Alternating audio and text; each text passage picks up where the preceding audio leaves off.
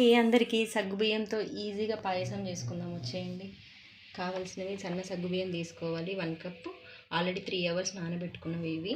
1 cup పాలు, 1 cup చక్కెర, కిస్మిస్, బాదం అండ్ కాజు, కాసంత గీ కావాలి. స్టవ్ ఆన్ చేసుకొని ప్యాన్ పెట్టుకొని 1 స్పూన్ నెయ్యి వేసుకోవాలి.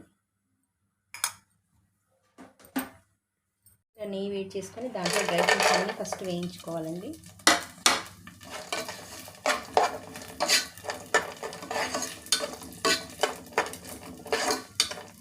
కాస్త గోల్డెన్ బ్రౌన్ కలర్ వచ్చే వరకు వేయించుకోవాలి.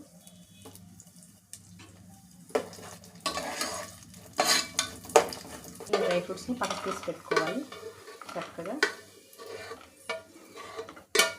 దీంట్లోనే సగ్గుబియ్యం వేసుకోవాలి. కాస్త నెయ్యి ఉంది కదా, దీంట్లోనే 1 కప్ సగ్గుబియ్యం వేసుకోవాలి. చిన్న సైజ్ సగ్గుబియ్యం.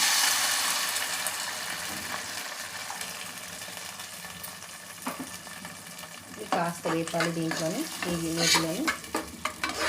దీంట్లో ఇలా వేగుతున్నప్పుడే 1 కప్ షుగర్ వేసుకోవాలండి.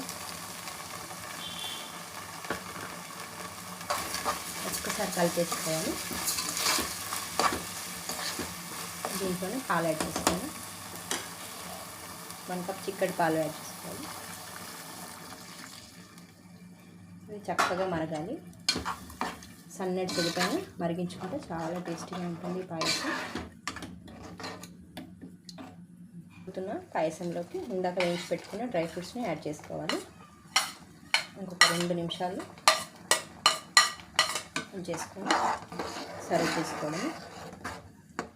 చక్కగా ఇలా కన్సిస్టెన్సీ వచ్చే వరకు ఉంచుకోవాలండి. చక్కగా లిక్విడ్ లాగా ఫామ్ అవుతుంది. చూడండి,